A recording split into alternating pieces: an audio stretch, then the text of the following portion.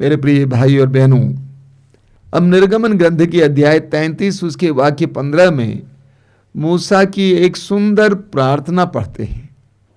वहां लिखा हुआ है, मूसा ने उत्तर दिया, यदि तू स्वयं हमारे साथ नहीं चलता तो अच्छा हो कि हमें भी यहां से आगे जाने की आज्ञा ना दे। मूसा ने क्या प्रार्थना की प्रभु से? यदि तू स्वयं हमारे साथ नहीं चलता तो अच्छा हो कि हमें भी यहां से आगे जाने की आज्ञा ना दे। अंग्रेजी में इसका अनुवाद है, if your presence does not go with us, यानी यदि तेरा सानिध्य हमारे साथ ना चले तो तू हमें यहां से आगे जाने की आज्ञा ना दे। मूसा ने ईश्वर के सानिध्य का अनुभव किया था। मूसा ने ईश्वर के सानिध्य और ईश्वर के सामर्थ्य का अनुभव किया था। मूसा ने ईश्वर के अलौकिक और अनंत प्रेम का अनुभव किया था। मूसा ने ईश्वर की करुणा का अनुभव किया था। इसीलिए मूसा कहते हैं, यदि तेरा सानिध्य हमारे साथ ना चले तो अच्छा होता कि हमें भी आगे जाने की आज्ञा ना दें। इस बात को जानना जरूरी है। उस समय मूसा के लिए ईश्वर अशरीरी था। ईश्वर को अपनी आंखों से कोई देख नहीं पाता था, बस ईश्वर के सानिध्य का एहसास कर पाते थे, ईश्वर की उपस्थिति का एहसास कर पाते थे। मूसा ने ईश्वर की उपस्थिति का अनुभव किया। इस्राएलियों के इस इतिहास में मूसा ने देखा कि कैसे ईश्वर ने मिस्र देश में गुलामी में जी रही अपनी जनता को छुड़ाया। मूसा ने देखा कि कैसे ईश्वर ने अपने सानिध्य के द्वारा मिस्र देश में बड़े बड़े चमत्कार और चिन्ह प्रकट किए। 10 विपत्तियां मिस्रियों पर भेजा और इस प्रकार इस्राएलियों को, ईश्वर की चुनी हुई जनता को मिस्र देश की गुलामी से छुड़ाया। मूसा ने देखा, मूसा ने अनुभव किया। मूसा ने देखा निर्गमन ग्रंथ अध्याय 14 में कि कैसे ईश्वर ने अपनी प्रिय जनता के लिए लाल समुद्र को 2 भागों में विभाजित किया ताकि वे मिस्र से भागकर अपने देश की ओर चले आएं। लाल समुद्र को ईश्वर ने 2 भागों में विभाजित किया, पानी को रोक रखा और इस्राएली जनता नंगे पांव लाल समुद्र को पार कर पाई।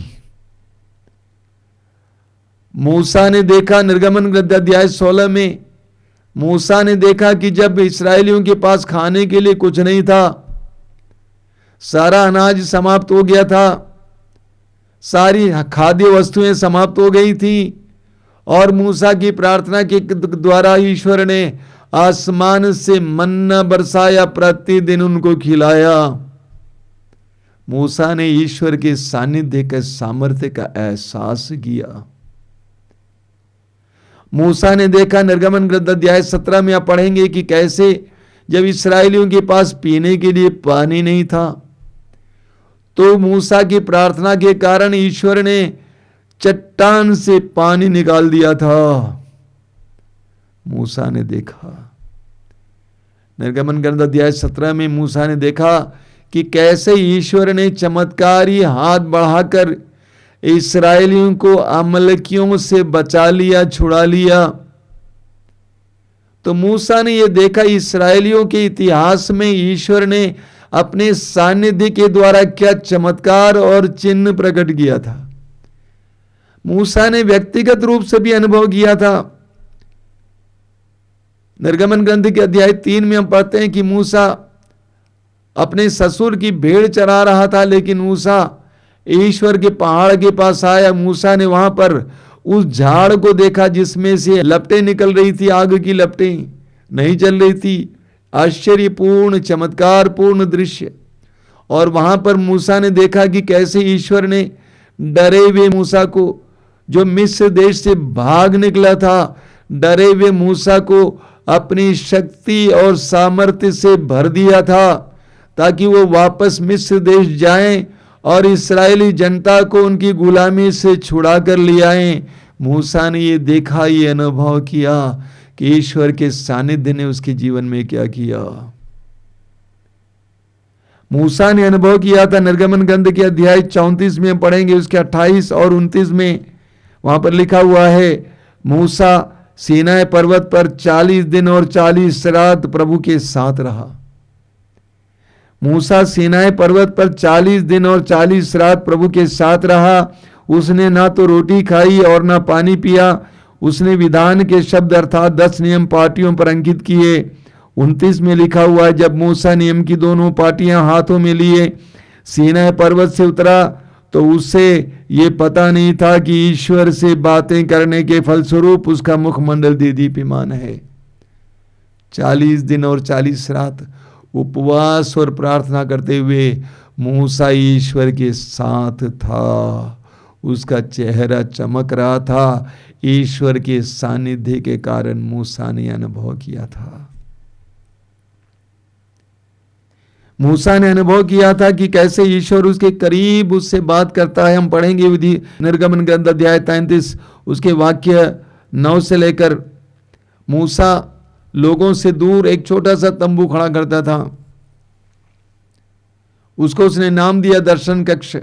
वचन में लिखा हुआ है, दर्शन कक्ष में मूसा के प्रवेश करते ही बादल का खंभा उतरकर तंबू के द्वार पर खड़ा हो जाया करता था।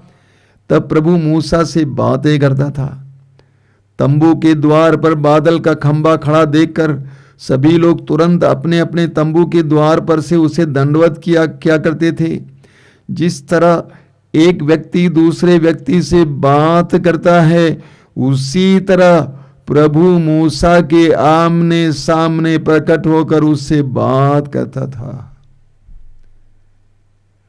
मूसा ने प्रभु के सानिध्य को बहुत गहराई से, बहुत नजदीकी से अनुभव किया था।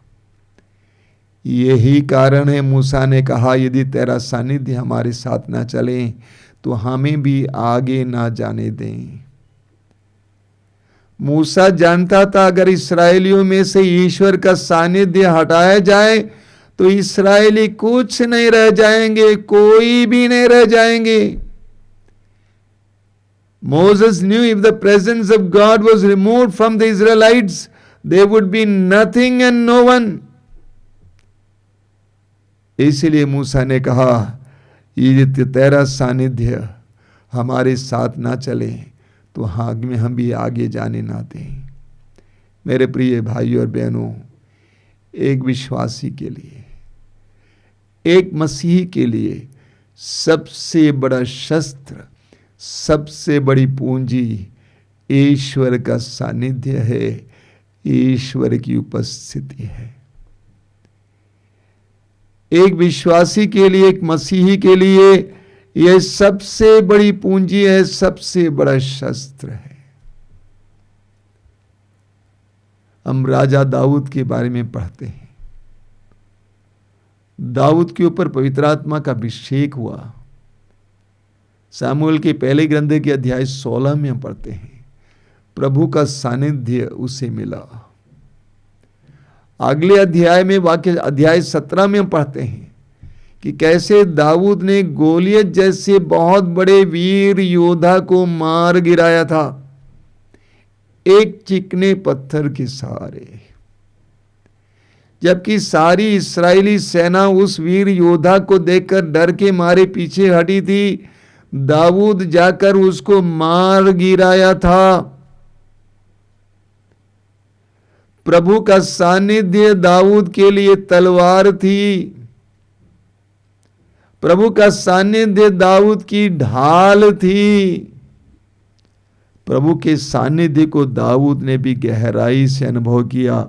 सामुएल का पहला ग्रंथ उसके अध्याय 18 में हम पढ़ते हैं। सामुएल का पहला ग्रंथ उसके अध्याय 18 में बहुत सुंदर वचन है कि कैसे दाऊद के अंदर प्रभु का निवास था। वचन में लिखा हुआ है 18 उसके वाक्य 5 में, साउल उसे जहां जहां भेजता था दाऊद सब जगह अपने काम में सफल होता था। साउल उसे जहां कहीं भी भेजता था दाऊद सफल होता था। उसके वाक्य 12 में हम पढ़ते हैं, साउल दाऊद से डरता था क्योंकि प्रभु दाऊद के साथ था और साउल से दूर हो गया था। राजा साउल दाऊद से डरने लगता है, क्यों? क्योंकि प्रभु दाऊद के साथ था। वाक्य 14 में लिखा हुआ है, दाऊद अपने सब कामों में सफल होता था क्योंकि प्रभु उसके साथ था। दाऊद ने भी गहराई से प्रभु के सानिध्य का अनुभव किया, प्रभु की उपस्थिति का अनुभव किया, हर पल प्रभु की उपस्थिति का अनुभव किया। इसलिए वो जहां कहीं भी जाता था लड़ने के लिए, उसको सफलता मिलती थी। यही कारण है दाऊद लिखते हैं स्तोत्र में, स्तोत्र 23 उसके वाक्य 4 में, चाहे अंधेरी घाटी से होकर जाना पड़े, मुझे किसी अनिष्ट की शंका नहीं, क्योंकि तू मेरे साथ रहता है। चाहे अंधेरी घाटी से होकर मुझे जाना पड़े, मुझे किसी अनिष्ट की शंका नहीं, क्योंकि तू मेरे साथ रहता है। ये दाऊद का अनुभव था। अब फिर मैं आपको याद दिलाता हूं, ईश्वर को कोई शरीर नहीं था, ईश्वर अशरीरी था। ईश्वर का सानिध्य ही महसूस किया जा सकता था। जिस तरह हम बिजली को देख नहीं सकते हैं, लेकिन बिजली के सानिध्य उपस्थिति को महसूस कर सकते हैं। ईश्वर का सानिध्य ही दाऊद अनुभव कर पाता था। इसीलिए दाऊद कहता है, चाहे अंधेरी घाटी से होकर जाना पड़े, मुझे किसी अनिष्ट की शंका नहीं, क्योंकि तू मेरे साथ रहता है। दाऊद अपने पाप के बाद पश्चाताप का गीत गाते हैं। स्तोत्र 51 में हम पढ़ते हैं, स्तोत्र 51 के वाक्य 13 में दाऊद कहता है, क्या कहते हैं? दाऊद कहते हैं कि हे प्रभु, तू अपने सानिध्य से मुझे दूर न कर, तू अपने सानिध्य से मुझे दूर न कर। अगर तेरा सानिध्य मुझसे हटाया जाएगा प्रभु, मैं क्या रहूंगा? इसीलिए दाऊद कहते हैं, हे प्रभु, तू मुझे अपने सानिध्य से दूर न कर। पुराने विधान के उत्पत्ति ग्रंथ के यूसुफ के बारे में हम पढ़ते हैं, याकूब का बेटा यूसुफ, जो एक गुलाम की तरफ बेचा गया था उनके भाइयों के द्वारा, और यूसुफ उस समय से गुलाम बन जाता है। लेकिन वचन में बार बार लिखा हुआ, उत्पत्ति ग्रंथ अध्याय 39 में वाक्य 2 में लिखा, प्रभु यूसुफ का साथ देता था, इसलिए उसके सब काम सफल होते थे। सब जगह उसके कारण लोगों को आशीष मिलती थी। बंदी गृह में था, वहां पे भी प्रभु उसके साथ था। वचन में लिखा हुआ है, प्रभु उसके साथ था और वह जो कुछ करता था प्रभु उसमें सफलता देता था। वो बंदी गृह में डाला गया था, परंतु प्रभु यूसुफ का साथ देता था। उसने उस पर दया की और वह बंदी गृह के अध्यक्ष का कृपा पात्र बन गया। एक गुलाम होने की पीड़ा में यूसुफ ने प्रभु के सानिध्य को नहीं गंवाया, उस सानिध्य को बनाए रखा। यही पॉइंट है। प्रलोभन के सामने पोटीफर, उसके मालिक की पत्नी, यूसुफ के साथ गलत व्यवहार करना चाहती थी, शारीरिक रिश्ता रखना चाहती थी। उस प्रलोभन के समय भी यूसुफ ने ईश्वर के सानिध्य को नहीं गंवाया।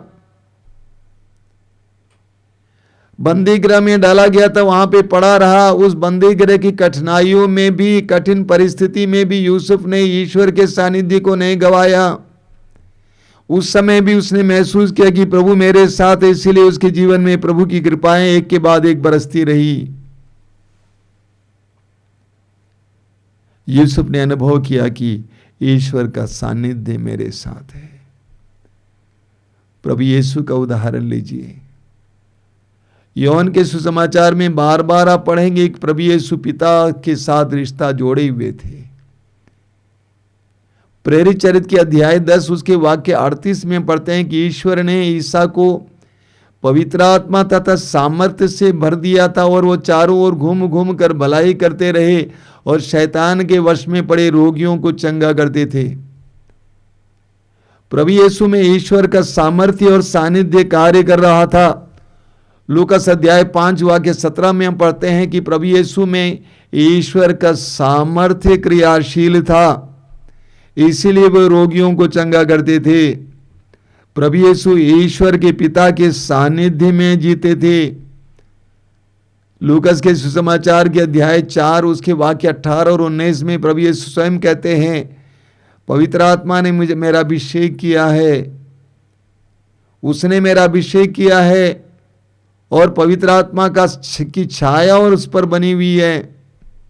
प्रभु कहते हैं ईश्वर का आत्मा मुझ पर छाया रहता है। प्रभु यीशु ने ईश्वर की उपस्थिति का हर समय एहसास किया, पिता की उपस्थिति का हर समय एहसास किया। प्रभु यीशु पिता की उपस्थिति में जिए, इसलिए चमत्कार और चिन्ह प्रकट होते गए। जितनों ने उनको स्पर्श किया वे चंगे हो जाते थे, क्योंकि उनके अंदर ईश्वरीय सामर्थ्य था, ईश्वर का सानिध्य था।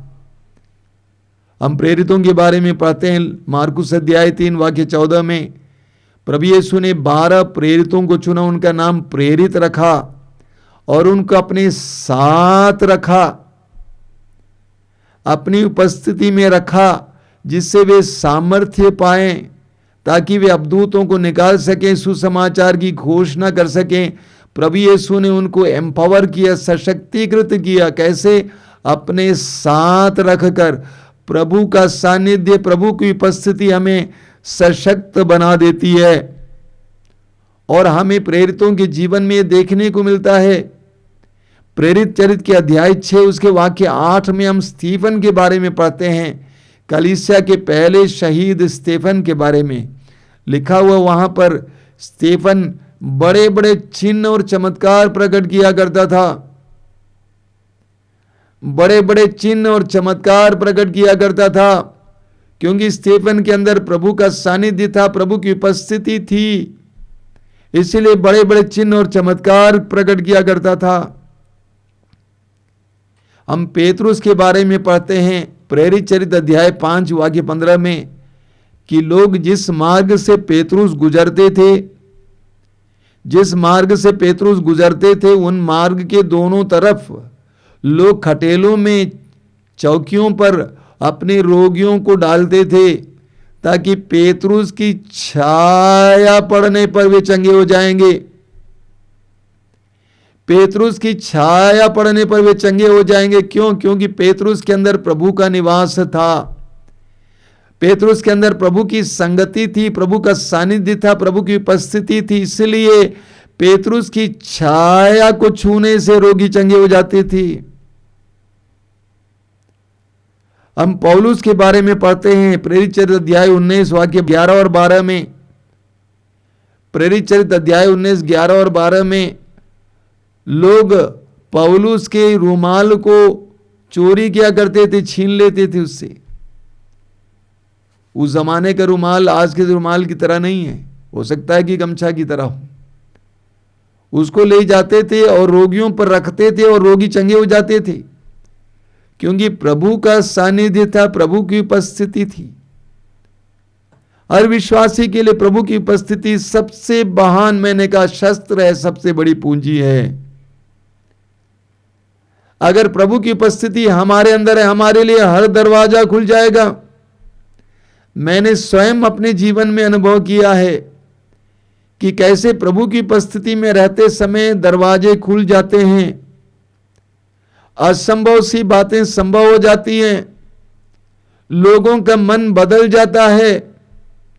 एस्तर के ग्रंथ में आप देखेंगे कि एस्तर अपनी प्रजा को, अपने लोगों को छुड़ाना चाहती थी, महाविनाश से प्रार्थना में लीन थी। 3 दिन उपवास और प्रार्थना करने के बाद राजा के दरबार में जाती है। नियम था कि राजा के दरबार में कोई भी रानी बिना अनुमति के नहीं आ सकती है, इसीलिए राजा का चेहरा क्रोध से भर गया। लेकिन कुछ ही पलों में प्रभु की उपस्थिति के कारण राजा का मन बदल गया। परिस्थितियां बदल जाती हैं, लोग बदल जाते हैं, मनोभाव बदल जाता है जब हमारे अंदर प्रभु की उपस्थिति बनी हुई होती है। बोलिए hallelujah, hallelujah, hallelujah, hallelujah, hallelujah, hallelujah, hallelujah, hallelujah, hallelujah, hallelujah. इसीलिए हमें भी प्रभु से प्रार्थना करने की आवश्यकता है। प्रभु, यदि तेरा सानिध्य, तेरी उपस्थिति हमारे साथ ना चले तो हमें भी आगे जाने ना दें। यदि तेरी उपस्थिति, तेरा सानिध्य हमारे साथ ना हो तो हम कैसे आगे बढ़ सकते हैं? तेरी उपस्थिति के बिना हम क्या कर सकते हैं? यदि तेरी उपस्थिति हमारे साथ ना हो तो हमें भी आगे जाने ना दे, हमें यहीं पे समाप्त होने दें। लूकास के सुसमाचार की अध्याय 24 में हम पढ़ते हैं, उसके वाक्य 29 में, प्रभु यीशु, पुनर्जीवित यीशु 2 शिष्यों के साथ गांव की ओर जा रहे हैं। शिष्यों ने यीशु को पहचाना नहीं। गांव पहुंच गए, एमाउस पहुंच गए। सांझ हो रही थी, शाम हो रही थी और यीशु आगे जाने जैसा लग रहा था। शिष्यों ने प्रभु से कहा, हमारे साथ रह जाइए, सांझ हो रही है।